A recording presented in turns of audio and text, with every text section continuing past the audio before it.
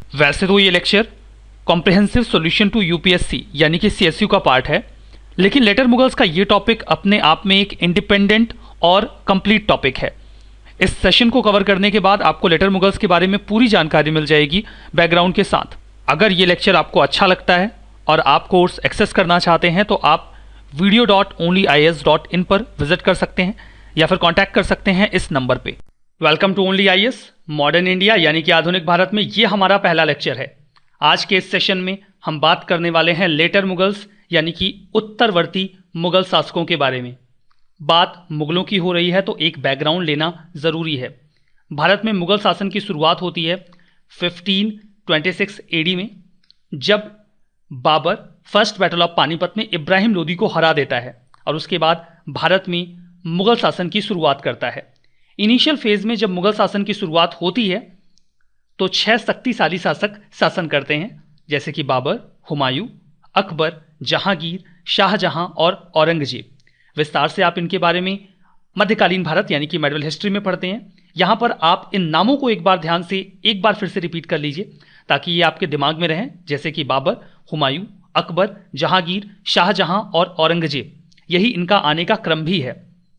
ये जो early Mughal rulers थे ये काफ़ी शक्तिशाली थे। इन्होंने काफ़ी लंबे समय तक रूल किया और मुगल एम्पायर को एक शक्तिशाली एम्पायर बनाया। इसके बाद जो भी शासक आए वो इतने शक्तिशाली साबित नहीं हुए और इसी वजह से उनके आने के कालक्रम के साथ ही जो मुगल एम्पायर है वो डिक्लाइन भी करने लगा। अब देखिए, यहां पर जब हम आधुनिक भारत की शुरुआत कर रहे हैं तो शुरुआत करने के दो तरीके हो सकते थे। या तो हम सीधे सीधे एडवेंट ऑफ यूरोपियंस से चर्चा करना शुरू करें कि किस प्रकार से वास्को डी गामा भारत आया। जब हम वहां से शुरुआत करते तो बीच में जब ये मुगल्स का पीरियड आता तो ये हमें पिंच करता और यहां के जो कुछ तथ्य हैं, जो कुछ बातें हैं वो वहां पर बीच बीच में आती। तो बजाय इसके कि हम सीधे सीधे एडवेंट ऑफ यूरोपियंस से शुरू करें, क्योंकि जब वो स्टार्ट होगा तो एक फ्लो बनेगा। एडवेंट ऑफ यूरोपियंस में यूरोपियंस आएंगे, फिर ब्रिटिशर्स डोमिनेट करेंगे और पूरा फ्रीडम स्ट्रगल स्टार्ट होगा। वो फ्लो ना टूटे, इसीलिए ये जो मुगल एम्पायर में लेटर मुगल्स का हिस्सा है हम इसे पहले ही कवर कर ले रहे हैं। बाबर ने उत्तर भारत के कुछ इलाकों को जीतकर भारत में मुगल शासन की शुरुआत की थी। अकबर ने इस शासन का विस्तार किया। हुमायूं को तो खैर इसका मौका नहीं मिला, लेकिन अकबर ने मुगल साम्राज्य को काफ़ी बड़ा बनाया, उसे विस्तारित किया। और औरंगजेब के शासन में आने तक, जो कि मुगल शासन में आखिरी शक्तिशाली राजा या फिर बादशाह माना जाता है, उसने पूरे इंडियन सब कॉन्टिनेंट को अपने कब्जे में ले लिया था, दक्षिण भारत के कुछ हिस्सों को छोड़कर। इस चीज को आप इस मैप में क्लियरली देख सकते हैं। ये जो सर्किल आपको दिख रहा है नॉर्थ इंडिया में, ये वो एरिया था जो बाबर ने जीता था। उसके बाद यहां पर आप देख सकते हैं कि पाकिस्तान, थोड़ा सा हिस्सा ईरान और अफगानिस्तान की लोकेशन को लेते हुए ये जो पूरा नॉर्थ इंडिया का हिस्सा है, डेक्कन के ऊपर का पूरा रीजन, ये अकबर के समय में मुगलों के शासन में आ गया था। जब हम बात करते हैं औरंगजेब की, तो औरंगजेब के समय में नॉर्थ का ये पूरा इलाका तो मुगलों के पास था ही, दक्षिण में वो डेक्कन का पूरा रीजन अपने कब्जे में ले चुके थे। इसके लिए औरंगजेब ने काफ़ी संघर्ष किया था, काफ़ी पैसा बर्बाद किया था, अपनी जो आर्मी पावर थी उसे इन्वेस्ट किया था, जिसका नुकसान लेटर मुगल रूलर्स को हुआ भी। लेकिन खैर, उसने पूरी मेहनत से डेक्कन के रीजन को अपने कब्जे में लिया और औरंगजेब के आने तक जो मुगल सत्ता थी वो लगभग पूरे इंडियन सब कॉन्टिनेंट में फैली हुई थी, दक्षिण भारत के कुछ छोटे से हिस्से को छोड़कर। तो एक बहुत ही वास्ट एम्पायर क्रिएट किया गया था औरंगजेब के द्वारा। औरंगजेब के जाने के बाद जो भी रूलर्स आए उसके उत्तराधिकारी के रूप में, उसके सक्सेसर के रूप में, वो इतना बड़ा साम्राज्य संभाल नहीं पाए। इन बिटवीन डेक्कन के इस रीजन में जो मराठा पावर थी वो स्ट्रांग होने लगी थी। औरंगजेब के जाने के बाद मुगलों की शक्ति डिक्लाइन करने लगती है और जो मराठा पावर है वो काफ़ी तेजी से आगे बढ़ने लगती है। मराठा पावर की जो शुरुआत है वो तो शाहजी के साथ होती है, जो कि शिवाजी के पिताजी थे। वो मराठा पावर की शुरुआत इस लोकेशन से करते हैं जहां पर मैं सर्किल कर रहा हूं। ये लोकेशन अहमदनगर की है। यहां पर लिखा भी हुआ है लेकिन आपके लिए विजिबल नहीं होगा। आप इस सर्किल पर ध्यान दीजिए, ये लोकेशन अहमदनगर की है। शाहजी ने यहीं से मराठा पावर की शुरुआत की थी। शाहजी शाहजहां और जहांगीर दोनों के ही समकालीन थे और उन्होंने शाहजहां और जहांगीर दोनों को ही अपनी सर्विसेज दी थी। शाहजी के जाने के बाद उनके बेटे शिवाजी इस पूरे रीजन पर कॉन्सेंट्रेट करते हैं। हालांकि जो शिवाजी का कॉन्सेंट्रेशन था वो अहमदनगर की बजाय बीजापुर पर था। ये लोकेशन जहां पर मैं गोला बना रहा हूं, इस पर ध्यान दीजिएगा, ये लोकेशन बीजापुर की है। वो यहां पर कॉन्सेंट्रेट करते हैं क्योंकि तब तक अहमदनगर मुगल शासन में जा चुका था। उन्होंने इस लोकेशन से मुगल पावर को चैलेंज करते हुए जो पूरा एक मराठा एम्पायर था उसे स्ट्रेंथन करना शुरू किया। उनका सपना था कि एक बहुत बड़े भारत के हिस्से पर जो मराठा पावर है वो स्टैब्लिश हो। आने वाले समय में जब पेशवा बाजीराव आते हैं तो उनका सपना था कि अटक से लेकर कटक तक जो मराठा पावर है उसे स्टैब्लिश किया जाए। यू कैन अंडरस्टैंड कि जो अटक की लोकेशन है वो वर्तमान पाकिस्तान में है और जो कटक की लोकेशन है वो वर्तमान उड़ीसा में है। तो वो चाहते थे कि अटक से लेकर कटक तक, यानी कि नॉर्थ में पाकिस्तान से लेकर लगभग पूरे भारत के हिस्से में जो मराठा पावर है वो स्टैब्लिश हो जाए। उनका ये सपना आने वाले समय में पूरा भी हो गया। 1758 का मैप यहां पर आपके सामने है। आप ये पूरा जो शेडोड एरिया देख रहे हैं ये पूरा मराठा पावर का एक पोर्ट्रे है। इस पूरे रीजन में जो मराठास थे वो रूल कर रहे थे। ये बीच में जो पानीपत और दिल्ली का इलाका आपको दिख रहा है, सिर्फ यही वो एरिया था जहां पर मुगल्स कन्फाइंड हो गए थे। इनफैक्ट उनकी सिक्योरिटी की जिम्मेदारी भी उस समय तक मराठों के पास ही आ गई थी और इसके बदले में जो मुगल बादशाह था वो उन्हें ट्रिब्यूट भी पे किया करता था। यू कैन अंडरस्टैंड कि शिवाजी ने जिस मराठा पावर की शुरुआत की थी वो एक समय में पूरे भारत पर अपने इन्फ्लुएंस को मेंटेन करती है और काफी बड़ा एरिया उनके शासनकाल में आ भी जाता है या उनका जो पूरा एक रेन था उसके अंतर्गत आ जाता है। हमने देखा कि औरंगजेब के जाने के बाद मुगल एम्पायर कन्फाइंड होता चला गया। बहुत समय नहीं बीता है। आप देख सकते हैं कि 1758 का ये मैप है और 1707 में औरंगजेब की मृत्यु होती है। 50 साल ही बीते हैं। 50 साल में जो मराठा एम्पायर है वो लगभग मुगल एम्पायर को खा चुका है और एक बहुत ही छोटा सा एरिया अब मुगलों के पास बचा हुआ है। उसके बाद एक सेटबैक लगता है मराठों को भी जब वो थर्ड बैटल ऑफ पानीपत लड़ते हैं, उसके बारे में हम चर्चा करेंगे। लेकिन इससे ये चीज तो साफ हो जाती है कि औरंगजेब के जाने के बाद बहुत ही तेजी से डिक्लाइन होता है लेटर मुगल्स का। लेटर मुगल्स के बारे में बात करते हैं। आपने ये बात तो समझ ली कि जब मुगल्स डिक्लाइन करते हैं तो वहां पर पावरफुल कौन हो रहा है, और उसके बाद जब डिक्लाइन होता है मराठास का तो कुछ रीजनल पावर्स आ जाती हैं। उनके बारे में भी अपकमिंग सेशंस में चर्चा होने वाली है। तो अब आइए बात करते हैं लेटर मुगल्स के बारे में। होपफुली कि आपको एक प्रॉपर इंट्रोडक्शन मिल गया है कि किस प्रकार से मुगल्स इंडिया में आते हैं। इनिशियल 6 रूलर्स काफी पावरफुल रहे। औरंगजेब के समय तक लगभग पूरा भारत दक्षिण के कुछ हिस्सों को छोड़कर मुगलों के शासनकाल में जा चुका था। लेकिन औरंगजेब के मरने के बाद जो मुगल एम्पायर है वो काफी तेजी से डिक्लाइन करने लग जाता है और वहां पर जो एक पावर राइज होती है वो थे मराठास। मराठा पावर की जो राइज की शुरुआत है वो शाहजी के साथ होती है और उसे आगे बढ़ाया जाता है शिवाजी के द्वारा। और उसके बाद जो भी मराठा रूलर्स आए उन्होंने मराठा पावर को स्ट्रेंथन किया और 1758 के आसपास तक, जो कि हमने देखा उस समय बालाजी विश्वनाथ का जो एक तीसरे शक्तिशाली पेशवा थे बालाजी विश्वनाथ, उनका टाइम ड्यूरेशन आ चुका था। उस समय तक लगभग पूरे भारत पर अटक से लेकर कटक तक मराठा पावर स्टैब्लिश हो चुकी थी। इन बिटवीन लेटर मुगल्स के साथ क्या हुआ यही तो आज हमें समझना है और पढ़ना है। लेटर मुगल्स में कई सारे बादशाह आते हैं। औरंगजेब के बाद Bahadur Shah, Jahandar Shah, फर्रुखशियर, Mohammad Shah, Ahmad Shah, Alamgir second, Shah Alam second, Akbar second और बहादुर शाह सेकंड, जिन्हें आप बहादुर शाह जफर के नाम से भी जानते हैं, इन सभी लोगों ने रूल किया। यू कैन अंडरस्टैंड कि बहुत ही कम टाइम पीरियड में बहुत सारे जो रूलर्स हैं वो रूल कर रहे हैं। इट शोज कि इनका जो रेन था वो शक्तिशाली तौर पर नहीं चल पाया है। बहादुर शाह के साथ ये शासनकाल शुरू होता है और बहादुर शाह सेकंड के साथ समाप्त होता है। यहां पर 1707 से 1712 और सारे राजाओं के नाम दिए भी नहीं गए हैं। कुछ लोगों ने तो महज कुछ हफ्तों तक या फिर कुछ महीनों तक रूल किया, वो हमारे लिए सिग्निफिकेंट भी नहीं है। खैर, इन रूलर्स के नाम अगर आपने एक बार देख लिए हैं तो देखिए, हमें जो फोकस करना होता है लेटर मुगल्स में, जो कुछ डिटेल्स समझनी भी होती हैं, वो लार्जली बहादुर शाह, जहांदार शाह, फर्रुखशियर और मोहम्मद शाह के बारे में जाननी होती हैं। कुछ एक बातें आलमगीर सेकंड के बारे में और कुछ एक बातें शाह आलम सेकंड के बारे में। फिर एक दो बातें ही अकबर सेकंड और बहादुर शाह सेकंड के बारे में आती हैं, तो ये बातें पैरेलली चलती रहती हैं। चलिए बात करते हैं लेटर मुगल्स के बारे में। और ये लेटर मुगल्स का जो दौर था यही मुगलों के डिक्लाइन का दौर भी था। इनके कॉजेस को हम डिटेल में end of the session cover करेंगे। ग्रेट मुगल्स का जो पीरियड था, जो शुरू के 6 रूलर्स थे जिनके बारे में हमने पहले बात की, इनकी शुरुआत तो 1526 में बाबर के साथ होती है।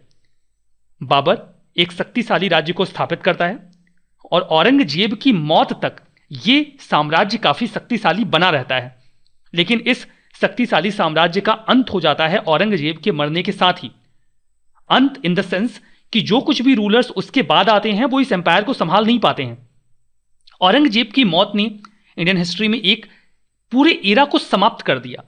जब औरंगजेब मरता है तो मुगलों के पास एक लार्जेस्ट एम्पायर था इंडिया का, मतलब एक बहुत बड़ा हिस्सा, इनफैक्ट लगभग पूरा भारत उनके कब्जे में था। फिर भी महज 50 सालों में, औरंगजेब की मृत्यु के महज 50 सालों में जो पूरा मुगल एम्पायर था वो डिसइंटीग्रेट हो गया और मराठों ने इस पूरे एम्पायर को अपने प्रभाव में ले लिया। वो अपने मैप्स के जरिए अभी तक देख ही लिया है। औरंगजेब की जब मृत्यु होती है तो एक वॉर ऑफ सक्सेशन स्टार्ट होता है। मुगलों में वॉर ऑफ सक्सेशन स्टार्ट होने का जो एक महत्वपूर्ण कारण था वो ये था कि वहां पर ज्येष्ठाधिकार नहीं हुआ करता था। ज्येष्ठाधिकार का मतलब क्या होता है, जो कि राजपूत राजाओं में काफी प्रचलन में हुआ करता था या फिर हिंदू रूलर्स में काफी प्रचलन में हुआ करता था कि जब एक राजा की मृत्यु होती है तो जो उसका सबसे बड़ा बेटा होगा वो गद्दी पर आ जाएगा। ये एक बहुत ही प्री डिसाइडेड नॉर्म हुआ करता था, इससे कोई विवाद नहीं होता था। अगर राजा ने अपना उत्तराधिकारी घोषित नहीं भी किया है तब भी सभी को पता है कि राजा कौन बनने वाला है, तो कोई विवाद की स्थिति पैदा नहीं होती थी। कोई छोटा भाई या छोटा बेटा उस राजा का इस उम्मीद में नहीं रहता था कि गद्दी उसे भी मिल सकती है। मुगलों के साथ ये समस्या थी, उनमें ऐसा कोई नियम नहीं था। अगर उन्होंने अपना उत्तराधिकारी घोषित कर दिया तब तो ठीक है, लेकिन अगर उन्होंने अपना उत्तराधिकारी घोषित नहीं किया तो लगभग हर राजा के मरने के बाद उत्तराधिकार का युद्ध शुरू हो जाता था, वॉर ऑफ सक्सेशन स्टार्ट हो जाता था। बिल्कुल वैसा ही औरंगजेब की मृत्यु के बाद भी हुआ। औरंगजेब की मृत्यु के बाद उसके 3 बेटों मुअज्जम, मोहम्मद आजम शाह और काम बख्श के बीच वॉर ऑफ सक्सेशन स्टार्ट हो गया, उत्तराधिकार का युद्ध स्टार्ट हो गया। सबसे पहले जैसे ही औरंगजेब की मृत्यु होती है, मोहम्मद आजम शाह खुद को राजा घोषित कर देता है। मोहम्मद आजम शाह खुद को राजा घोषित करता है। यह महज 3 महीनों तक ही राजा रह पाता है, जस्ट फॉर 3 मंथ्स। अगर मोहम्मद आजम शाह केवल 3 महीनों तक राजा बन पाता है और उसके बाद मुअज्जम आकर उसे हराकर गद्दी छीन लेता है, तो मैं आपको बता ही क्यों रहा हूं मोहम्मद आजम शाह के बारे में। क्या ये इतना इंपॉर्टेंट है? अगर कोई राजा 3 महीनों के लिए है तो उसके बारे में जिक्र किया ही क्यों जा रहा है? मोहम्मद आजम शाह के बारे में मैं जिक्र सिर्फ इसलिए कर रहा हूं क्योंकि मोहम्मद आजम शाह ने जो मराठा पावर थी उसको एक नई दिशा दे दी थी। कैसे मोहम्मद आजम शाह ने मराठा पावर को एक नई दिशा दी थी वो मैं आपको यहां पर बता रहा हूं, ध्यान से समझिएगा। एक छोटी सी बात है, केवल लिंक करने वाली बात है। मैंने आपको बताया कि शाहजी ने मराठा पावर की शुरुआत की, इसे एक फंडामेंटल के तौर पे समझिए। ये बातें इसके बाद भी आपको कई बार देखने को और पढ़ने को मिलेंगी, सिर्फ एक बार एक ओवरव्यू लीजिए। शाहजी मराठा पावर की शुरुआत करते हैं। शाहजी के बाद गद्दी मिलती है शिवाजी को। शिवाजी ने मराठा पावर को स्ट्रांग किया। जब शिवाजी की मृत्यु होती है तो उनके बेटे संभाजी गद्दी पर बैठते हैं। संभाजी का संघर्ष शुरू होता है किसके साथ? किसके समकालीन है? औरंगजेब के समकालीन है संभाजी। तो संभाजी का जो संघर्ष है वो औरंगजेब के साथ होता है। एक युद्ध में संभाजी की हार होती है, उन्हें कैप्चर कर लिया जाता है और बाद में औरंगजेब के द्वारा संभाजी की हत्या भी कर दी जाती है। जब संभाजी को कैप्चर किया जाता है तो उनकी एक पत्नी और एक बेटे को भी बंदी बना लिया जाता है। जो उनके बेटे थे जिन्हें बंदी बनाया गया उनका नाम था साहू जी। साहू जी को बंदी बना लिया गया किसके द्वारा? औरंगजेब के द्वारा। संभाजी की हत्या कर दी जाती है। उनकी एक पत्नी जो कि साहू जी की मां थी, उनको और साहू जी को बंदी बना के औरंगजेब ने अपने पास रख लिया। अब चूंकि शिवाजी के बाद संभाजी आया और संभाजी की हत्या कर दी गई तो राजा कौन बनेगा? वहां पर भी तो एक पावर वैक्यूम क्रिएट हो गया ना, मराठों में भी। तो संभाजी के हार जाने के बाद उनके भाई राजा राम गद्दी पर बैठ जाते हैं। ये संभाजी के बेटे नहीं थे, उनके भाई थे। राजा राम जो कि उनके भाई थे वो गद्दी पर बैठते हैं। वो लगभग 11 सालों तक शासन करते हैं और 11 सालों के बाद इनकी भी मृत्यु हो जाती है। जब इनकी मृत्यु होती है तो जो इनका बेटा होता है वो बहुत ही छोटा सा रहता है, जिसका नाम शिवाजी सेकंड रहता है। शिवाजी सेकंड इनके दादाजी के नाम पर, जो कि ये शिवाजी के नाती हो गए। शिवाजी सेकंड चूंकि बहुत छोटे थे, तो जो शिवाजी सेकंड की माता थी इनका नाम था ताराबाई। ताराबाई ने गद्दी अपने हाथों में ले ली, शिवाजी सेकंड को गद्दी पर बिठाया और उनके संरक्षक के तौर पर वो गद्दी पर आ गई। वो रूल करने लग जाती हैं। ताराबाई का लगातार कन्फ्रंटेशन हो रहा था किसके साथ? औरंगजेब के साथ। औरंगजेब की मृत्यु होती है। औरंगजेब की मृत्यु होती है और सबसे पहले गद्दी कौन हथियाता है? मोहम्मद आजम शाह। यद्यपि ये केवल 3 महीनों तक गद्दी पर रहता है, लेकिन गद्दी जब इसके हाथ में आती है तो ये कोशिश ये करता है कि इसे कोई सपोर्टर मिल जाए। सिंस ताराबाई और शिवाजी सेकंड तो इसे सपोर्ट करने वाले थे नहीं, क्योंकि औरंगजेब के साथ लगातार उनका कन्फ्रंटेशन चलता रहता था। तो मोहम्मद आजम शाह ने एक ट्रिक लगाई। ध्यान दीजिएगा इस मैप में या इस डायग्राम में। संभाजी की पत्नी और बेटे साहू जी को औरंगजेब ने गिरफ्तार करके रखा था। वो अभी भी मुगलों के पास ही थे। कायदे से देखा जाए तो संभाजी के बाद गद्दी का हकदार साहू जी था, लेकिन गद्दी पर था कौन? राजाराम और उनके बेटे शिवाजी सेकंड। इन्होंने क्या किया? मोहम्मद आजम शाह ने क्या किया? मोहम्मद आजम शाह ने साहू जी को फ्री कर दिया, छोड़ दिया। साहू जी को आजाद करके उन्होंने यह कहा कि जाओ और अपनी गद्दी मांगो। अब साहू जी जब मुगल कोर्ट से फ्री होते हैं तो तुरंत जाते हैं, ताराबाई से कहते हैं कि मुझे मेरी गद्दी दे दो, क्योंकि ये तो मेरे पिताजी की गद्दी है। मेरे पिता संभाजी के बाद इस गद्दी पर मेरा हक बनता है। ताराबाई ऑब्वियस सी बात है गद्दी देने से इनकार कर देंगी, और जब वो गद्दी देने से इनकार करती हैं तो दोनों के बीच में एक कन्फ्रंटेशन स्टार्ट होता है। इस कन्फ्रंटेशन में साहू जी की मदद की जाती है एक बहुत ही एबल मिलिट्री जनरल के द्वारा, जिनका नाम था बालाजी विश्वनाथ, जो कि शक्तिशाली पेशवाओं में पहले शक्तिशाली पेशवा बनते हैं। बाद में बालाजी विश्वनाथ साहू जी की मदद करते हैं, और बालाजी विश्वनाथ की मदद से साहू जी ताराबाई को इस युद्ध में हरा लेते हैं और मराठा पावर साहू जी के हाथों में आ जाती है, जिसके बाद पेशवा बालाजी विश्वनाथ बन जाते हैं और वो आगे एक्सपेंशन का काम देखते हैं।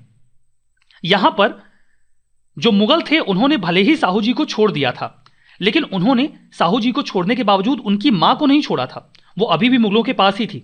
ऐसा सिर्फ इसलिए किया गया था साहू जी ताकि उनकी खिलाफत ना करें। वैसे तो ये पूरी जो प्लॉटिंग की गई थी, जो पूरा खेल रचा गया था, ये खेल तैयार किया गया था मोहम्मद आजम शाह के द्वारा। लेकिन 3 महीने बाद ही मुअज्जम वहां से आता है, वो हमला करता है मोहम्मद आजम शाह के ऊपर, इसे हराकर गद्दी अपने हाथों में ले लेता है, और फिर काम बख्श हमला करता है मुअज्जम के ऊपर। अगेन मुअज्जम की जीत हो जाती है, जो कि सबसे बड़ा बेटा था औरंगजेब का। मुअज्जम इस वॉर ऑफ सक्सेशन में जीत हासिल करता है और फाइनली बहादुर शाह के नाम से गद्दी पर बैठ जाता है। जब ये बहादुर शाह के नाम से गद्दी पर बैठता है तो इसकी उम्र लगभग 65 वर्ष की होती है। कई सारी किताबों में 63 वर्ष 63 ईयर्स मिल जाएगा, तो आप विवाद मत करिएगा, क्या फर्क पड़ता है कोई 63 साल का है या फिर 65 साल का है। मुअज्जम गद्दी पर बैठता है with the name Bahadur Shah 1707 में। तो मोहम्मद आजम शाह के द्वारा जो प्लॉटिंग मराठास के लिए की गई थी, उसका पूरा पूरा फायदा बहादुर शाह को मिला। बहादुर शाह के संबंध मोर एंड लेस मराठों के साथ अच्छे रहे, जो कि इसके पहले औरंगजेब के नहीं थे। इसका कारण यह था कि मोहम्मद आजम शाह ने एक पूरी ट्रिक प्ले कर ली थी, और यहां पर साहू जी अब गद्दी पर बैठ चुके थे, जो कि उतने हॉस्टाइल नहीं थे मुगलों के प्रति जितने कि पहले मराठा हुआ करते थे। आने वाले समय में बालाजी विश्वनाथ की मदद से साहू जी की मां को छुड़वा दिया जाता है मुगलों से। ठीक है, तो यहां पर हमने देखा कि औरंगजेब के बाद फाइनली बहादुर शाह गद्दी पर बैठ जाता है, जो कि 1707 से 1712 अप्रॉक्सीमेटली 5 साल तक गद्दी पर बैठा रहता है। बहादुर शाह के लिए इतिहास में एक टाइटल मिलता है, शाह ए बेखबर। शाह ए बेखबर का मतलब यह होता है एक ऐसा राजा जिसे खबर ही नहीं होती थी कि उसके राज्य में चल क्या रहा है। वास्तव में अगर आप पिछले रूलर्स से कंपेयर करें तो औरंगजेब तक बहुत ही शक्तिशाली राजा रहे थे।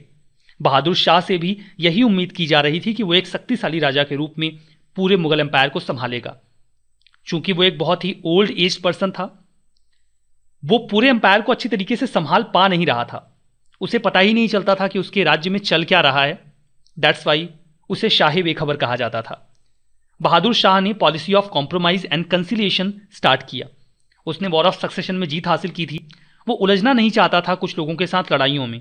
शायद अब उसकी उम्र भी नहीं थी लड़ने लायक, इसीलिए उसने राजपूतों, मराठाज, बुंदेलाज, जाट और सिखों के साथ कंसिलिएशन की पॉलिसी अपनाई। उनके साथ अच्छे संबंधों को स्थापित करने का प्रयास किया, क्योंकि वो एक और लड़ाई नहीं चाहता था। मोर एंड लेस उसे उसमें सफलता भी प्राप्त हुई, इनके साथ उसके संबंध अच्छे हुए। इन बिटवीन ये पावर्स अपने आप को ज्यादा असर्ट भी करने लगी, क्योंकि अब इन्हें इस चीज का एहसास हो चुका था कि सेंट्रल पावर में जो राजा बैठा है वो इतना शक्तिशाली नहीं कि इनके खिलाफ कार्रवाई कर सके। इसीलिए राजपूत और मराठा पावर काफी तेजी से अराइज होने लगी। इनफैक्ट सिखों ने भी अपनी पावर को बहुत तेजी से स्ट्रांग करना शुरू कर दिया। देखिए, बहादुर शाह के रेन में जो मराठा और सिख पावर थी वो काफी पावरफुल हो गई। सिखों ने रिवोल्ट किया, जिसे फेस करना पड़ा मुगल बादशाह को। फाइनली बहादुर शाह की मृत्यु हो जाती है 1712 एडी में। बहादुर शाह के मरने के बाद एक बार फिर से वॉर ऑफ सक्सेशन स्टार्ट होता है, जो कि एक रेगुलर फीचर था मुगल्स में। चूंकि वहां पर कोई क्लैरिफिकेशन होता नहीं था कि राजा कौन बनने वाला है, तो नोबल्स भी डिवाइड हो जाते थे। कुछ लोग बोलते थे हम इनको राजा चाहते हैं, कुछ लोग बोलते थे हम इनको राजा चाहते हैं। डिफरेंट फैक्शंस के बीच में आपस में संघर्ष होता था। वो इस उम्मीद में संघर्ष करते थे कि जब उनका चुना हुआ राजा बनेगा तो उन्हें हाई पोस्ट मिल जाएगी। फाइनली इस वॉर ऑफ सक्सेशन में जहांदार शाह को गद्दी मिल जाती है। जहांदार शाह ये बहुत लंबे समय तक रूल नहीं कर पाता है। इसका शासन महज 1 साल का था, 1712 एडी से 1713 एडी तक। इन्हें एक टाइटल दिया गया था लंपट मूर्ख, शायद इसलिए क्योंकि ये समझ नहीं पाते थे कि इनके आसपास जो लोग हैं वो इन्हें ओवर पावर कर रहे हैं। इनकी पॉलिसीज को नजरअंदाज किया जा रहा है। इन्हें जो कह दिया जाता था वो ये मान लेते थे। इनके नोबल्स का इनके ऊपर आवश्यकता से अधिक प्रभाव होता था, इतना ज्यादा कि कई बार वो अपनी गलत पॉलिसीज भी इनसे मनवा लिया करते थे। और यही कारण था कि इन्हें मूर्ख कहा गया। जहांदार शाह, जो कि बहादुर शाह के बाद गद्दी पर बैठते हैं, ये एक वीक और इनकॉम्पिटेंट रूलर थे। इन्हें नोबल्स की तरह कंट्रोल किया जा रहा था और ये जैसे तैसे 1 साल तक अपनी गद्दी संभाल पाए थे। इनकी जो लाइफ थी वो बहुत अच्छी तो नहीं चल रही थी। ये राजकाज में बहुत इन्वॉल्व नहीं रहते थे। इनके कोर्ट में अक्सर डांस या एंटरटेनमेंट ही हुआ करता था और जो भी नोबल्स कह देते थे वो इसे ज्यों का त्यों स्वीकार कर लेते थे। फाइनली इनके खिलाफ एक रिवोल्ट होता है। इस रिवोल्ट में लीड करता है इनका नेफ्यू यानी कि भतीजा फर्रुखसियर। इनका बीच जो भतीजा था फर्रुखसियर, ये उनके खिलाफ विद्रोह कर देता है और दोनों के बीच में एक लड़ाई होती है, एक बैटल होती है आगरा में 1713 एडी में। जब फर्रुखसियर जहांदार शाह के खिलाफ, जो कि मुगल बादशाह था, विद्रोह करता है तो उसकी मदद को आगे आते हैं सैयद ब्रदर्स। सैयद ब्रदर्स, इनके बारे में आगे बात होगी। सैयद ब्रदर्स की मदद से फाइनली फर्रुखसियर जहांदार शाह को गद्दी पर से उतार देता है और खुद गद्दी पर बैठ जाता है। जो जहांदार शाह था वो भागकर दिल्ली चला जाता है, जहां पर उसे पकड़ लिया जाता है और फर्रुखसियर के सामने पेश किया जाता है। फर्रुखसियर उसे जेल में डलवा देता है। 1 महीने तक वो जेल में रहता है और बाद में एक किलर को भेजकर उसकी हत्या करवा दी जाती है। जहांदार शाह का चैप्टर समाप्त हो जाता है और एक नया राजा अब मुगल बादशाह के तौर पर सेंट्रल एडमिनिस्ट्रेशन में बैठ चुका था, जिसका नाम था फर्रुखसियर। फर्रुखसियर, इसका भी शासन बहुत लंबा नहीं रहा। 1713 एडी से 1719 एडी के बीच में फर्रुखसियर ने रूल किया। फर्रुखसियर को घृणित कायर भी कहा जाता है, एक टाइटल के तौर पर। फर्रुखसियर जब गद्दी पर बैठता है तो उसकी मदद की जाती है सैयद ब्रदर्स के द्वारा। सैयद ब्रदर्स नाम से स्पष्ट है 2 भाई रहे होंगे। इतिहास में भाइयों ने भी कमाल किया है। उनमें एक तो ये सैयद ब्रदर्स थे, जिन्हें किंग मेकर के नाम से जाना जाता था। इन्होंने कई सारे राजाओं को गद्दी पर बिठाया और उतारा। इनफैक्ट इसके पहले जहांदार शाह को गद्दी पर बिठाने में भी इनका कंट्रीब्यूशन था। जहांदार शाह की भी हेल्प करी गई थी सैयद ब्रदर्स के द्वारा, लेकिन उन्होंने सीधे सीधे ओवर पावर करने का प्रयास नहीं किया जैसा उन्होंने फर्रुखसियर के टाइम पीरियड में किया। इसके अलावा आपने हरिहर और बुक्का नाम के 2 भाइयों का नाम जरूर सुना होगा, जिन्होंने दक्षिण भारत में विजयनगर साम्राज्य की स्थापना कर दी थी। तो जो सैयद ब्रदर्स थे इनमें 2 भाई थे। एक भाई का नाम था सैयद अब्दुल्ला खान, जबकि दूसरे भाई का नाम था सैयद हुसैन अली खान बरहा।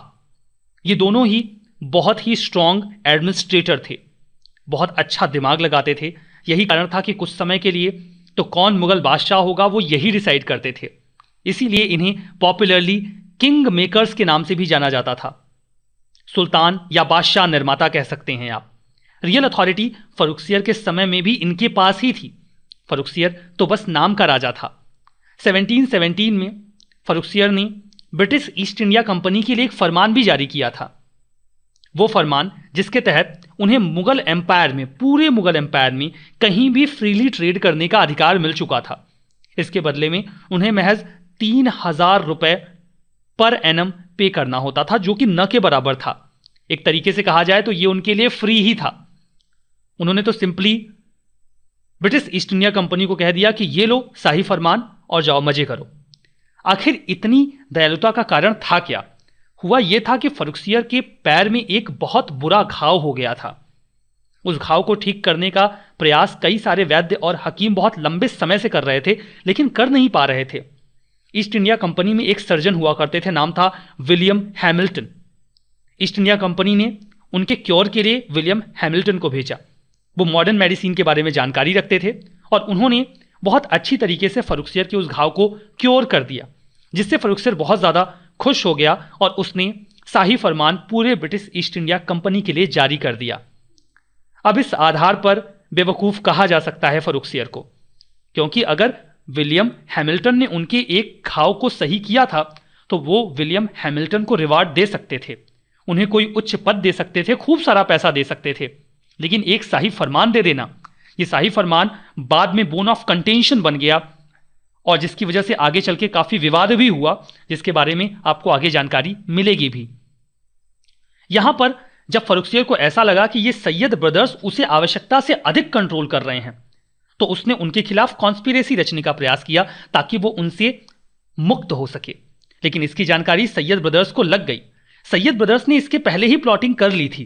किस प्रकार की? उन्होंने बातचीत करके रखी थी बालाजी विश्वनाथ के साथ। बालाजी विश्वनाथ कौन है? बालाजी विश्वनाथ उस समय मराठाओं में पेशवा हुआ करते थे और काफी शक्तिशाली भी थे। उनसे बात हो गई थी फर्रुखसियर की। फर्रुखसियर ने कहा था कि हम आपको कुछ रियासतें दे देंगे जहां पर आप अपना टैक्सी बना लिया जाता है। काफी दिनों तक टॉर्चर किया जाता है, उनकी आंखें फोड़ दी जाती हैं और बाद में उनकी हत्या कर दी जाती है। एक और मुगल बादशाह एक बहुत ही बैड फेट अवेल करता है, एक बहुत ही बुरा भाग्य उसे मिलता है। फर्रुखसियर के अंत के बाद उन्हें चाहिए था, सैयद ब्रदर्स को चाहिए था एक और नया राजा। फाइनली तो मोहम्मद शाह रंगीला गद्दी पर बैठा, लेकिन मोहम्मद शाह रंगीला के जैसे फर्रुखसियर के बाद हम पढ़ते मोहम्मद शाह रंगीला को हैं, लेकिन फर्रुखसियर और मोहम्मद शाह रंगीला के बीच में दो और राजा आए थे, रफीउद्दर्जाद और रफीउद्दौला। ये बहुत कम समय के लिए गद्दी पर थे। रफीउद्दौला को शाहजहां सेकंड के नाम से भी जाना जाता है। ये दो के दोनों लंग डिसीज की वजह से मर गए थे। देखिए यहां पर सैयद ब्रदर्स आपस में बातचीत कर रहे हैं। एक भाई कहता है कि भाई बादशाह रफीउद्दर्जाद तो मर गया। दूसरा भाई कहता है कैसे मर गया? तो वो कहते हैं कि लंग्स में प्रॉब्लम थी उसके। तो फिर बड़ा भाई कहता है कोई बात नहीं, जाओ और उसके बड़े भाई रफीउद्दौला को गद्दी पे बिठा दो, बादशाह बना दो, क्या दिक्कत हो गई? हमें तो एक बादशाह चाहिए, किसी को भी बना दो। तो जब यहां पर फर्रुखसियर को मार दिया जाता है तो फर्रुखसियर के बाद रफीउद्दर्जाद गद्दी पर बैठता है। रफीउद्दर्जाद की लंग डिसीज की वजह से मौत हो जाती है और जब उसकी मौत होती है तो उसके बड़े भाई रफीउद्दौला को गद्दी पर बिठाया जाता है। कुछ समय बाद ये भाई फिर से आता है और कहता है कि भाई साहब ये जो दूसरा बादशाह था रफीउद्दौला वो भी फिर से मर गया। वो कहते हैं फिर से कैसे मर गया? तो पहला भाई कहता है कि क्या बताऊं? तो दूसरा बड़ा भाई कहता है कि अब ये मत बोलना कि वो भी लंग्स प्रॉब्लम से मर गया। ये हो क्या रहा है? मतलब ये मुगल बादशाह हैं कि क्या हैं? कोई भी कभी भी मर जा रहा है। मतलब बादशाह 2-2 4-4 महीने में लंग की डिसीज की वजह से मर जा रहे हैं। उन्होंने कहा कि चलो एक अच्छा सा ढंग का राजा चुनो जो लंबे समय तक रूल कर पाए। ये चल क्या रहा है कि हम राजा बनाते हैं, या तो उसे हमें मारना पड़ जाता है या वो खुद मर जाता है। तो इस तरीके से दो छोटे समय के लिए, बहुत ही कम समय के लिए राजा आते हैं, रफीउद्दौला और रफीउद्दर्जाद। लेकिन इनकी लंग डिसीज की वजह से मौत हो जाती है और फाइनली मोहम्मद शाह को गद्दी पर बिठाया जाता है सैयद ब्रदर्स के द्वारा 1719 में, जो कि काफी लंबे समय तक रूल करता है। 1719 से 1748 एडी तक रूल करता है मोहम्मद शाह। मोहम्मद शाह को टाइटल दिया गया था रंगीला का, क्योंकि ये भी भोग विलास के जीवन में बहुत ज्यादा भरोसा रखते थे। सैयद ब्रदर्स की मदद से ही मोहम्मद शाह भी गद्दी पर बैठा था और जब भी गद्दी पर बैठा था तो इसकी उम्र महज 18 साल की थी। ये बहादुर शाह का ग्रैंडसन था, यानी कि नाती था। चूंकि मोहम्मद शाह का जो रूल था वो काफी वीक था, तो जो भी नोबेलिटी में फ्रैक्शंस थे वो अपने आप को स्ट्रांग करने की कोशिश कर रहे थे और कई सारे एम्बिशियस नोबल्स ने अलग अलग जगहों पे अलग अलग इंडिपेंडेंट स्टेट्स भी स्टैब्लिश कर लिए थे, लाइक हैदराबाद, बंगाल, अवध, रोहिलखंड। ये सभी आपको अपने आप को इंडिपेंडेंट डिक्लेयर कर रहे थे। कहने को तो ये जो नॉमिनल लॉयल्टी है वो मुगल्स के प्रति रखते थे, ट्रिब्यूट भी दिया करते थे, लेकिन वास्तव में उनकी बात सुनते बुनते नहीं थे। जो मन में आता था वही करते थे। प्रैक्टिकली मुगल एम्पायर अब टूट चुका था। मोहम्मद शाह का शासनकाल काफी लंबा था, लगभग 30 सालों का, जो कि एक आखिरी मौका था कि मुगल एम्पायर को बचाया जा सकता था। लेकिन मोहम्मद शाह इतना काबिल नहीं था कि वो मुगल एम्पायर को बचा सके। जब उसका शासन शुरू हुआ तो मुगल प्रेस्टीज अभी भी लोगों के मन में बनी हुई थी। वो एक इंपॉर्टेंट पॉलिटिकल फोर्स हुआ करते थे मुगल्स, और लोगों को लगता था कि हो सकता है कि मोहम्मद शाह मुगल डायनेस्टी को बचा ले। उसने जैसे तैसे करके खुद को सैयद ब्रदर्स के प्रभाव से तो फ्री कर लिया, लेकिन मुगल साम्राज्य को बचा पाना उसके बस का नहीं था। वो पॉलिटिकल अफेयर्स को अक्सर निगलेक्ट किया करता था, और जो भी उसके एबल वजीर्स होते थे उनको पूरा पूरा सपोर्ट नहीं देता था। फिर भी उसने जैसे तैसे करके खुद को सैयद ब्रदर्स से तो फ्री कर ही लिया था, जो कि इसके पहले तक लगातार राजाओं को गद्दी पर बिठा और उतार रहे थे। यह हुआ कैसे? मोहम्मद शाह ने इसमें मदद ली अपनी एक इंपॉर्टेंट नोबल की, जिसका नाम था निजामुल मुल्क। निजामुल मुल्क अशरफ जा, निजामुल मुल्क भी याद रह जाए तो बहुत है। निजामुल मुल्क ने मदद की यहां पर मोहम्मद शाह की। जब सैयद हुसैन अली खान एक बार मिलिट्री को ओवरसी करने के लिए जा रहा था, देखने के लिए कि हाँ मिलिट्री अच्छे से काम कर रही है कि नहीं, वो विजिट पर जाते थे ना, तो वहां पर निजामुल मुल्क उपस्थित था। उसने अपनी जो मर्डरर्स थे वो लगा रखे थे। फतेहपुर सीकरी में जब वो जाता है 1720 में एक आर्मी विजिट पर, उसी समय हमला किया जाता है सैयद हुसैन अली खान के ऊपर और उसकी हत्या कर दी जाती है। जैसे ही सैयद हुसैन अली खान की हत्या की जाती है, जो सोल्जर्स थे वो भड़क जाते हैं, क्योंकि उनका फेथ था ये सैयद ब्रदर्स में। उन्हें लगता था कि यही तो मेन है, जो हैं राजा के पास तो पावर है ही नहीं। लेकिन निजामुल मुल्क ने पहले से ही तैयारी कर रखी थी। वो जैसे ही हत्या करता है सैयद हुसैन अली खान की, और वहां पर सोल्जर्स गुस्सा हो जाते हैं, नाराज हो जाते हैं, तभी हाथी के ऊपर बैठकर मोहम्मद शाह निकलता है। मोहम्मद शाह सोल्जर्स को समझाता है कि राजा मैं हूं और मैं भी हूं, ये मेरी मर्जी से हुआ है, मेरे खिलाफ नहीं हुआ है। हुसैन अली खान मेरे खिलाफ कॉन्स्पिरेसी कर रहा था। वो जैसे अभी तक राजाओं को गद्दी से उतारता था और बिठा देता था, वो वही मेरे साथ भी करना चाहता था। वो मुगल बादशाह की इज्जत नहीं करता था। इस बात को सुनने के बाद जो सोल्जर्स थे वो शांत हो जाते हैं। उन्हें लगता है कि उनका राजा तो अभी भी है, और ये कॉन्स्पिरेसी सक्सेसफुल हो जाती है। लेकिन दूसरा भाई सैयद हसन अली खान बरहा, जिसे आप अब्दुल्ला खान के नाम से भी जानते हैं, वो अपनी एक आर्मी इकट्ठा करता है और हमला करता है मोहम्मद शाह के ऊपर। लेकिन इस हमले में उसकी हार होती है। उसे पहले जेल में रखा जाता है और बाद में जहर देकर 1722 एडी में उसे भी मार दिया जाता है। फाइनली जो मोहम्मद शाह था वो खुद को सैयद ब्रदर्स के चंगुल से आजाद कर लेता है। लेकिन फिर भी वो अपनी पॉलिसीज में एक शक्तिशाली राजा साबित नहीं हुआ, और उसके पूरे शासनकाल के दौरान जो मुगल सल्तनत है वो कमजोर होती चली गई। इन बिटवीन उसके समय में ही एक फॉरेन इन्वेजन भी हुआ दिल्ली के ऊपर। वो अटैक था नादिर शाह का। इंडिया की कंडीशन काफी वीक हो चुकी थी। मुगल बादशाह खुद भी एक इनकॉम्पिटेंट रूलर था। पुअर मिलिट्री स्ट्रेंथ, इसने इन्वेडर्स को अट्रैक्ट करना शुरू किया। नादिर शाह जो कि पर्सिया का राजा था, उसने पहले पंजाब को अटैक किया 1739 एडी में, जो कि दिल्ली के रास्ते में पड़ता है। अगर आपको दिल्ली तक आना है तो फिर पंजाब को जीतते हुए ही आना पड़ेगा।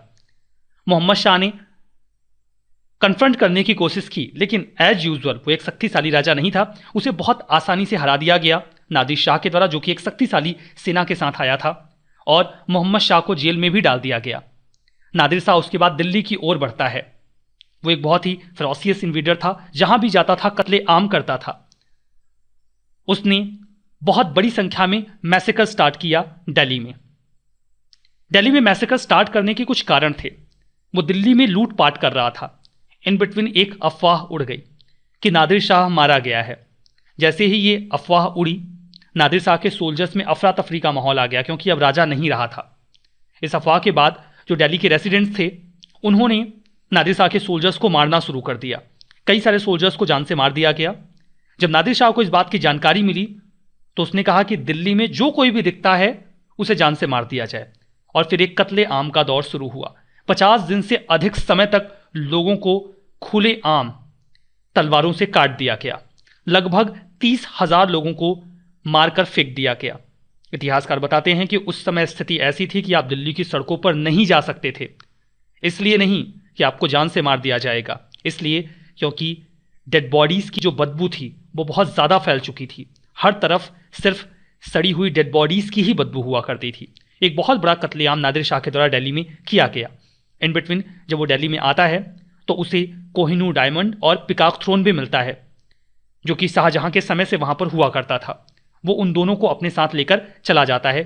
पूरी दिल्ली सिटी को प्लंडर करने के बाद, बहुत सारा पैसा लूटने के बाद, नादिर शाह के इन्वेजन ने पहले से ही लड़खड़ा रहे मुगल एम्पायर को और तेजी से झटका देकर गिरा दिया।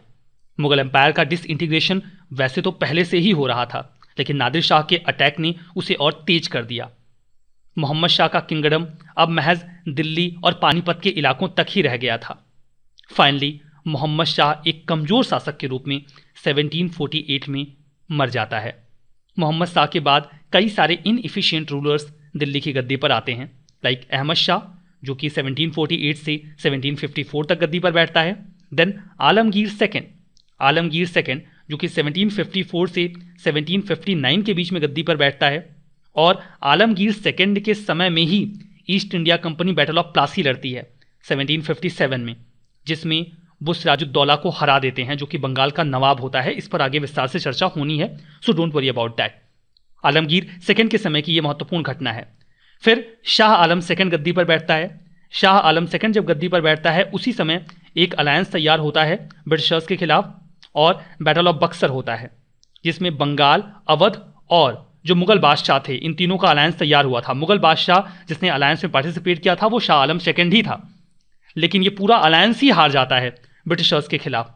तो ब्रिटिश पावर दिल्ली के थ्रोन को कैप्चर कर लेती है। उसके बाद के जो भी मुगल शासक थे वो नाम मात्र के शासक थे, उनके पास कुछ बचा नहीं था। उनके पास केवल रेड फोर्ट ही था और कुछ नहीं था, सिर्फ लाल किला था।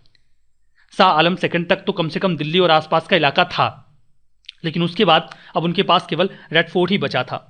उसके बाद कुछ और शासक आए, जैसे कि अकबर सेकंड और बहादुर शाह सेकंड, जिन्हें आप बहादुर शाह जफर के नाम से भी जानते हैं, जो कि 1857 की क्रांति को नॉमिनली लीड करते हैं। उन्हीं के नाम से ये क्रांति की जाती है। तो हमने देखा कि उसके बाद जो भी मुगल रूलर्स आए वो बहुत ही कमजोर रहे और मुगल सत्ता कमजोर होती चली गई।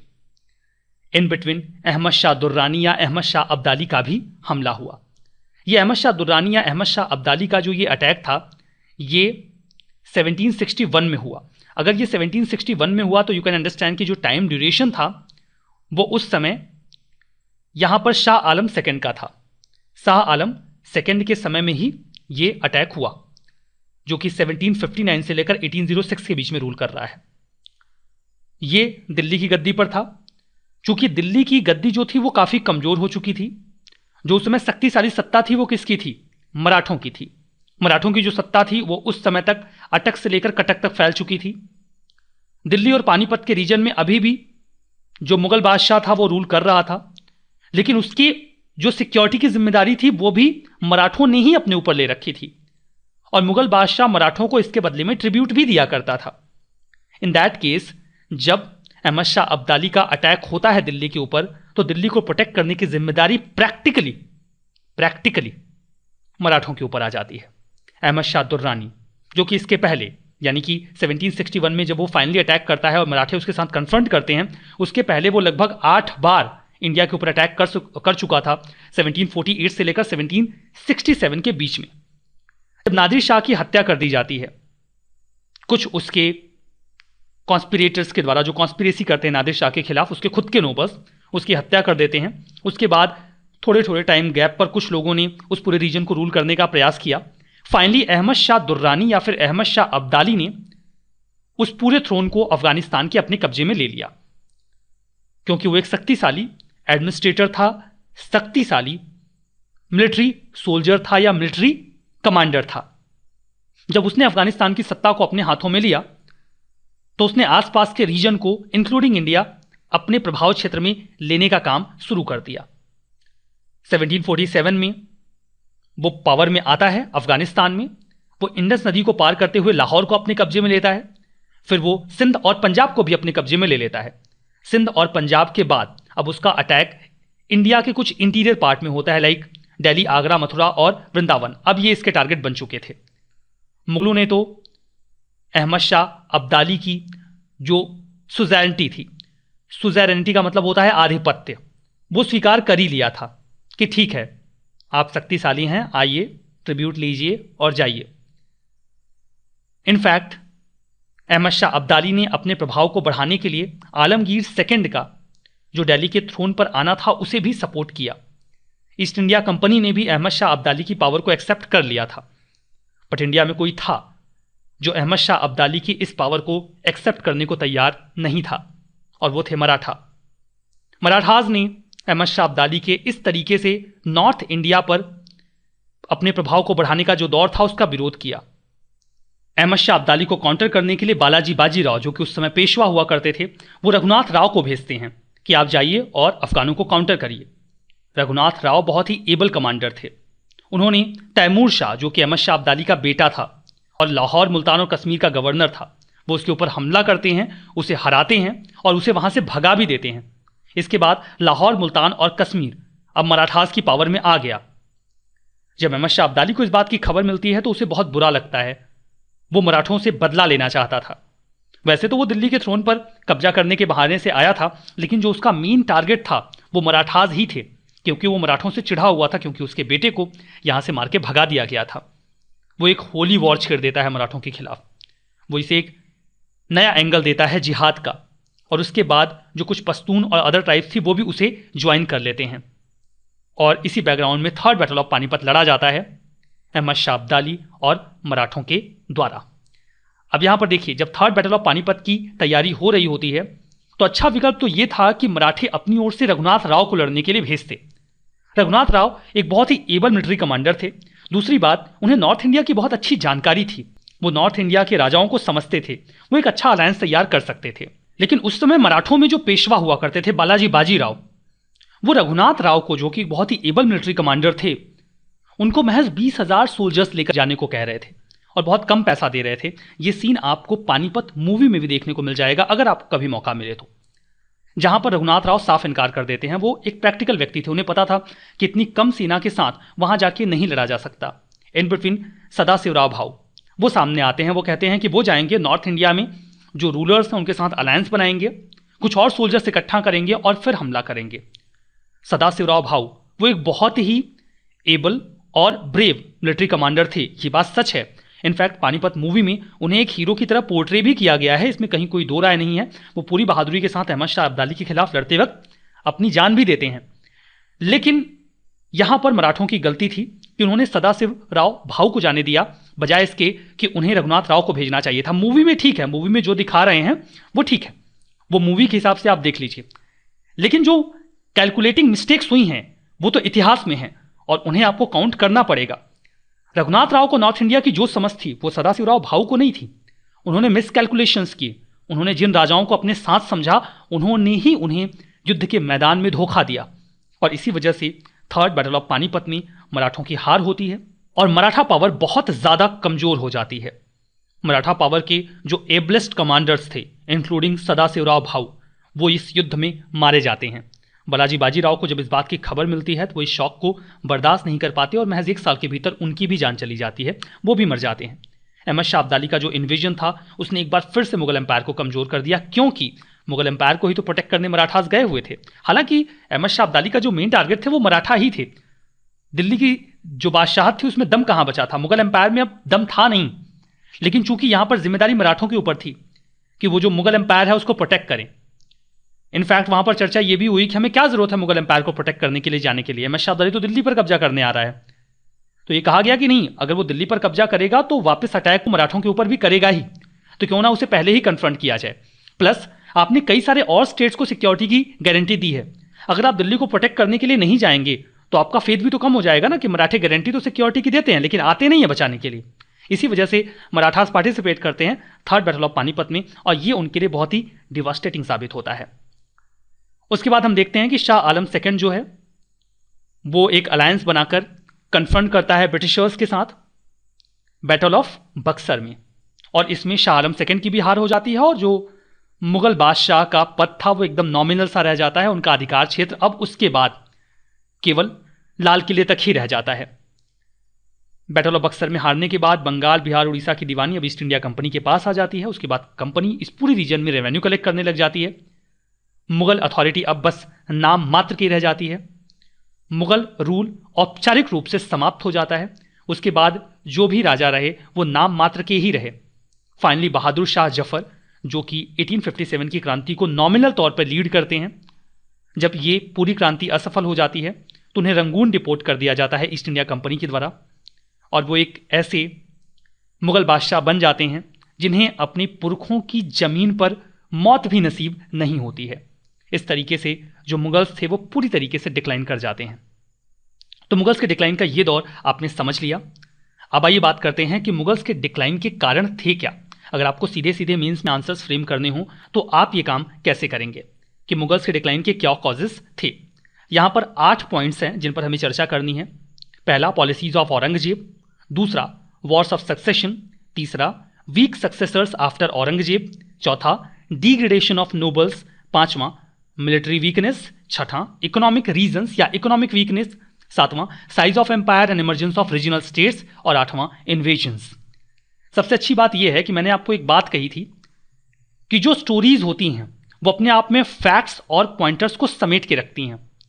ये जो पूरा लेक्चर हमने कवर किया, इसे एक तरीके से हमने स्टोरीज के फॉर्म में ही समझा, किसके बाद कौन आया, क्या हुआ।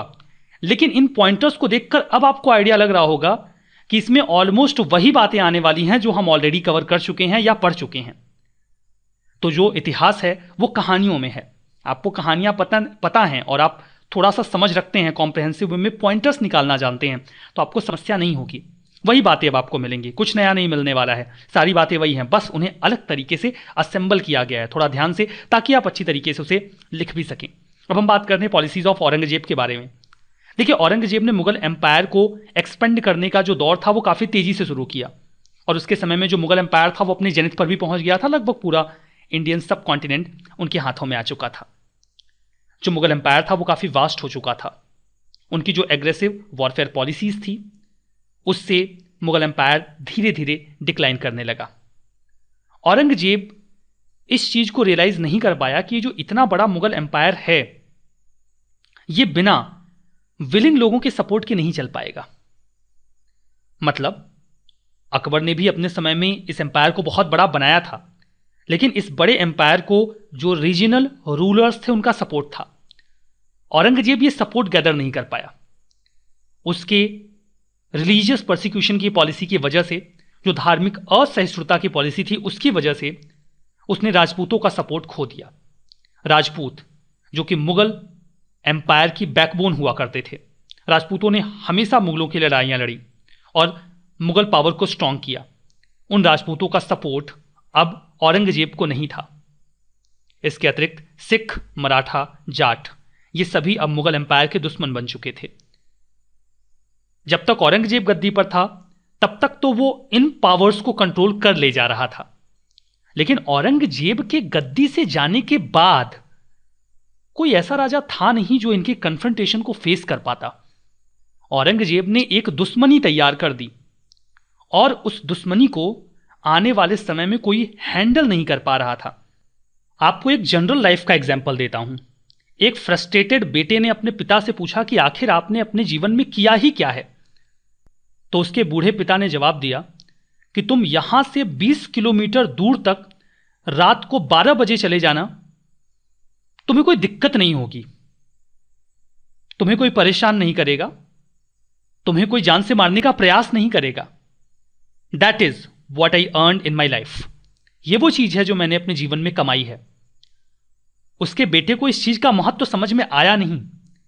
इस चीज का महत्व तो वो समझ सकता है जिसकी फैमिली में दुश्मनी चलती हो, जिसकी फैमिली में किसी दूसरी फैमिली से दुश्मनी या लड़ाई चल रही होती है। उनका बच्चा रात को 12 बजे, इनफैक्ट 8-9 बजे के बाद भी बाहर नहीं रह सकता। वो हमेशा डरते रहते हैं कि कहीं उनके बेटे के ऊपर हमला ना हो जाए। अकबर ने यह नहीं किया था। अकबर ने अपने सक्सेसर्स को दुश्मनी नहीं दी थी आसपास के रीजनल रूलर्स की, और यही कारण था कि उसके बाद के जो रूलर्स थे वो उसके एम्पायर को सस्टेन करके ले गए। लेकिन औरंगजेब ने अपने सक्सेसर्स को दुश्मनी दी थी, राजपूतों की, सिखों की, मराठों की, और उसके सक्सेसर इस दुश्मनी को हैंडल नहीं कर पाए। जो औरंगजेब का ओवर एम्बिशियस नेचर था कि वो डेक्कन को जीत कर रहेगा, वो डेक्कन को मुगल एम्पायर में मिलाकर रहेगा, अपनी इस जिद के लिए उसने 27 सालों तक लगातार डेक्कन के रीजन में संघर्ष किया। इस संघर्ष में उसने बहुत ज्यादा अपनी मिलिट्री पावर और अपनी पैसे को इन्वेस्ट किया। जिससे उसका पूरा एम्पायर वीक हो गया। बिल्कुल यही गलती नेपोलियन ने की थी स्पेनिश अफेयर्स में इंटरवीन करके। उसने स्पेनिश अफेयर में जब इंटरवीन किया, नेपोलियन एक शक्तिशाली राजा था, ये वर्ल्ड हिस्ट्री का एंगल है। उसने लगभग पूरे यूरोपियन कॉन्टिनेंट को, जो कॉन्टिनेंटल एरिया था, उसे अपने प्रभाव क्षेत्र में ले लिया था। लेकिन जब उसने स्पेन के इंटरनल अफेयर्स में इंटरवीन किया तो उसका सामना स्पेन की लोकल पॉपुलेशन के साथ हुआ। अभी तक उसने आर्मी से लड़ाई लड़ी थी। जो स्पेन की लोकल पॉपुलेशन थी वो नेपोलियन से नाराज हो गई कि आप हमारे इंटरनल अफेयर्स में इंटरवीन क्यों कर रहे हैं। और फिर वहां पर गुरिल्ला वॉरफेयर स्टार्ट हो गया, जिसे सपोर्ट किया जा रहा था ब्रिटिशर्स के द्वारा। और इस वॉरफेयर में नेपोलियन को मुंह की खानी पड़ी, जिसने नेपोलियन की पावर को लगभग कुचल दिया। और ये जो स्पेन में इंटरवेंशन का नेपोलियन का फैसला था, ये उसके लिए घाव साबित हुआ, एक अल्सर साबित हुआ, जिसके बाद नेपोलियन की पावर बहुत कमजोर हो गई। बिल्कुल ऐसा ही औरंगजेब के साथ हुआ जब उसने इंटरवीन किया डेक्कन के रीजन्स में। उसे भी वहां पर बहुत ज्यादा रिसोर्सेज को इन्वेस्ट करना पड़ा, जिससे पूरा मुगल एम्पायर वीक हो गया। तो जिस तरीके से डेक्कन अल्सर साबित हुआ औरंगजेब के लिए, उसके बाद आने वाले समय में बिल्कुल उसी प्रकार से स्पेन अल्सर साबित हुआ नेपोलियन के समय में। नेपोलियन जो है वो औरंगजेब के बाद है, तो ये कंफ्यूजन आपको नहीं रखनी है। तो औरंगजेब की पॉलिसीज ने मुगल एम्पायर को पूरी तरीके से कमजोर कर दिया। इसी वजह से आने वाले समय में जो मुगल एम्पायर था वो कमजोर होता चला गया और डिक्लाइन कर गया। वॉर ऑफ सक्सेशन, मुगल्स में प्रीमोजेनिचर का जो कॉन्सेप्ट है वो नहीं हुआ करता था, यानी कि ज्येष्ठाधिकार, जो बड़ा बेटा है वो गद्दी पर बैठेगा, ऐसा कोई नियम नहीं था। इसलिए जब भी कोई राजा मरता था तो वॉर ऑफ सक्सेशन स्टार्ट हो जाता था, एक इंस्टेबिलिटी का दौर स्टार्ट हो जाता था। इसने भी मुगल एम्पायर को वीक किया, कभी स्मूथ ट्रांजिशन हुआ ही नहीं। जब भी ऐसा कुछ होता था तो नोबल्स, कुछ नोबल्स एक राजा को सपोर्ट करने लगते थे, कुछ नोबल्स दूसरे को। जब स्टेबिलिटी आ भी जाती थी तब भी ये खेमेबाजी चलती रहती थी। इससे जो मुगल एम्पायर है वो लगातार कमजोर होता चला गया। जब राजा शक्तिशाली था तो वो इन चीजों को हैंडल कर लेता था, लेकिन जब राजा कमजोर हुआ तो सिचुएशन खराब हो गई।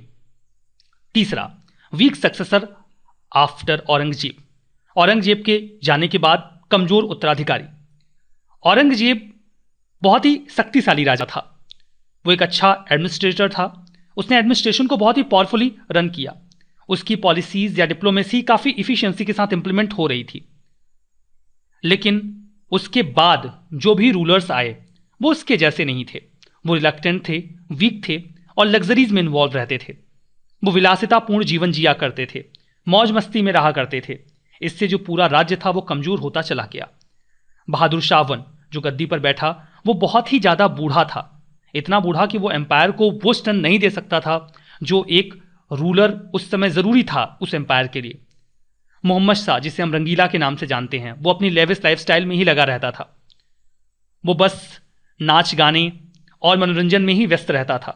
उसने राज्य के काम में बहुत ज़्यादा इंटरेस्ट कभी दिखाया ही नहीं।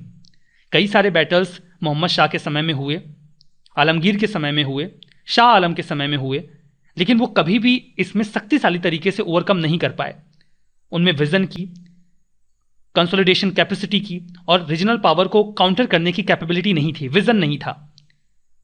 और इसीलिए वो लगातार मुगल एम्पायर को कमजोर होने देते रहे। Finally Bahadur Shah Zafar last Mughal ruler साबित हुआ, जिसे दिल्ली की जमीन तक नहीं मिली,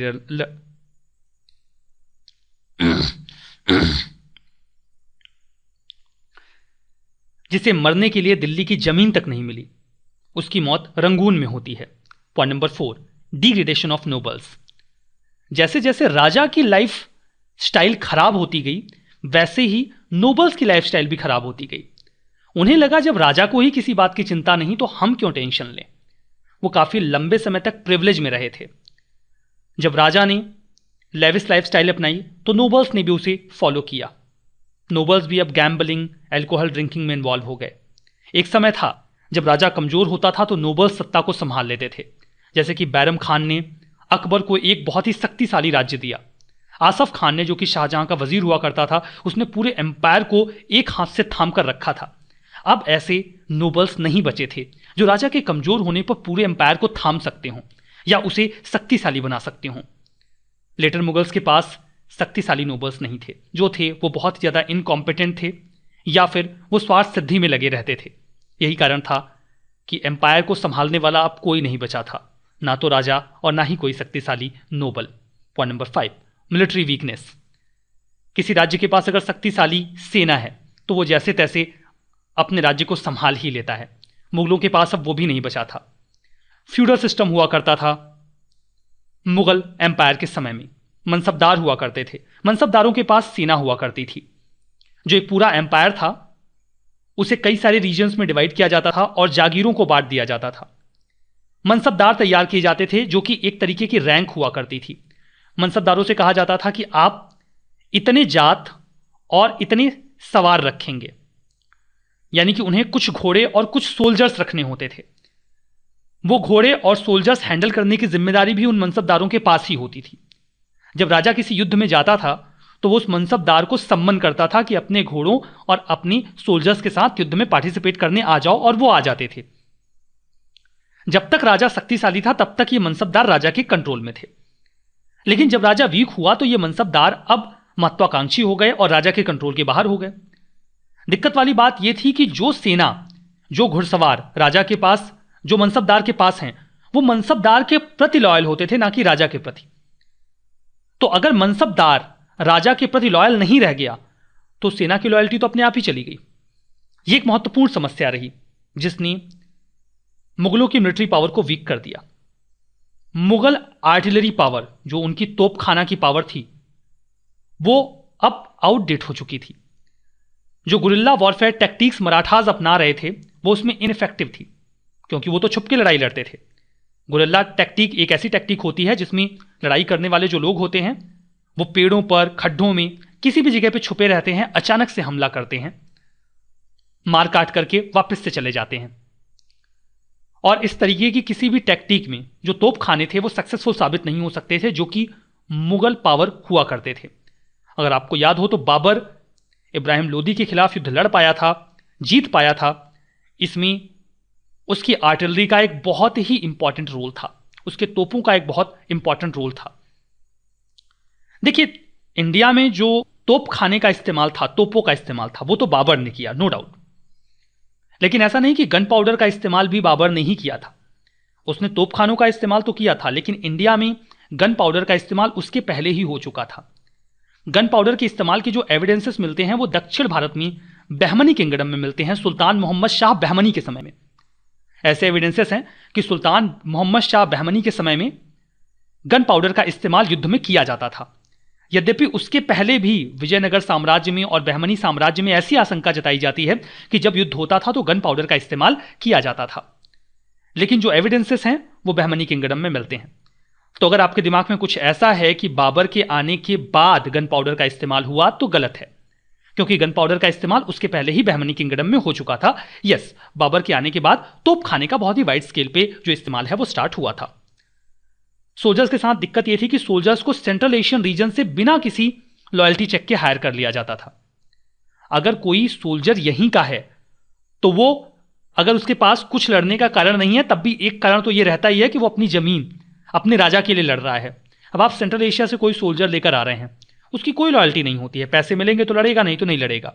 आर्मी का कॉम्पोजिशन भी वीक था। इस वजह से मिलिट्री वीकनेस ने आने वाले समय में पूरे मुगल एम्पायर को कमजोर बना दिया। इकोनॉमिक रीजन, इकोनॉमिक रीजन तो बहुत पहले से शुरू हो गए थे। शाहजहां वो कंस्ट्रक्शन एक्टिविटी में बहुत ज्यादा इन्वॉल्व रहता था। स्थापत्य कला का बहुत अधिक विकास हुआ शाहजहां के समय में, लेकिन अपने स्थापत्य कला के विकास के दौर में उसने बहुत सारा पैसा खर्च किया। शाहजहां ने ताजमहल बनवाया, उसमें बहुत सारे पैसे खर्च हुए। इसके अलावा भी जो भी कंस्ट्रक्शन एक्टिविटीज की गई शाहजहां के समय में, उससे जो रॉयल ट्रेजरी थी वो खाली होती चली गई। औरंगजेब के पास जो ट्रेजरी बची थी, जो पैसे थे, उसे उसने युद्धों में उड़ा दिया और दक्षिण भारत के अभियानों में खर्च कर दिया। मराठास अक्सर हमला किया करते थे, जिससे इकोनॉमिक कंडीशन और भी कमजोर हो गई। मराठास अटैक करके लूटपाट कर लिया करते थे। पीजेंट्स को भी अब एग्रीकल्चर में और प्रोडक्शन में फायदा समझ में आ नहीं रहा था, तो वो भी रॉबरी की एक्टिविटी में लग गए। एक और प्रोडक्शन गिर गया और दूसरी ओर लूटपाट भी बढ़ गई। जो लेटर मुगल रूलर्स थे, एक और तो पैसे कम हो रहे हैं, ट्रेजरी खाली हो रही है, दूसरी ओर जो लेटर मुगल रूलर्स हैं वो अभी भी वही पुराना शाही ठाट बाट अपनाना चाहते हैं। वो लेविश लाइफस्टाइल अपना रहे हैं।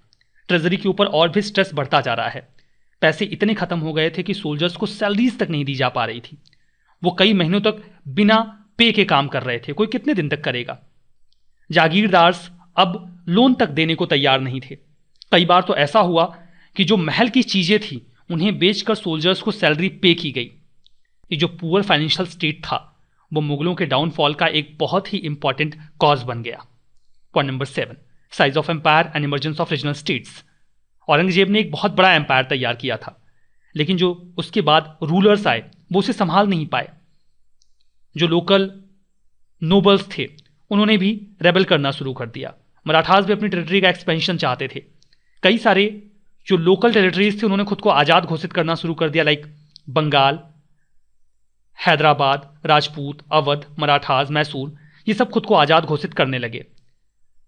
मुगल एम्पायर काफ़ी बड़ा था, उसका जो एक्सटेंट था, जब तक राजा शक्तिशाली था तब तक चीज़ें कंट्रोल में थी, लेकिन जब राजा कमज़ोर हुआ तो वो दिल्ली से इतने बड़े एम्पायर को कंट्रोल नहीं कर पाया। ग्रेट मुगल्स तो एफिशिएंट थे, वो कंट्रोल कर ले रहे थे। आने वाले समय में कमज़ोर शासक आए और राज्य बिखरता चला गया। 8th point, invasions. इस पॉइंट पर हमारी विस्तार से चर्चा हो चुकी है। कई सारे फॉरेन इन्वेजन्स होते हैं लेटर मुगल पीरियड में, जैसे कि नादिर शाह और अहमद शाह अब्दाली। जो बचा खुचा काम था वो इन इन्वेजन्स में हो गया। वो यहाँ पर अटैक करने के बाद ना केवल जो मुगल एम्पायर था उसकी प्रेस्टीज को धराशायी कर देते हैं, बल्कि यहाँ पर जो कुछ भी बची खुची वेल्थ थी उसे लूट कर लेकर चले जाते हैं। पूरा एम्पायर अनस्टेबल होता है और आने वाले समय में टूटकर बिखर जाता है। तो ये पूरा सेशन हमने आज यहाँ पर कवर किया, जिसमें हमने देखा कि लेटर मुगल्स किस प्रकार से कमज़ोर होते चले गए और उनके कमज़ोर होने के या फिर डिक्लाइन कर जाने के क्या कारण थे। होपफुली ये सेशन आपके लिए बेनिफिशियल रहा होगा और आपको बातें समझ में आई होंगी। बाकी की बातें नेक्स्ट सेशन में। Thank you very much.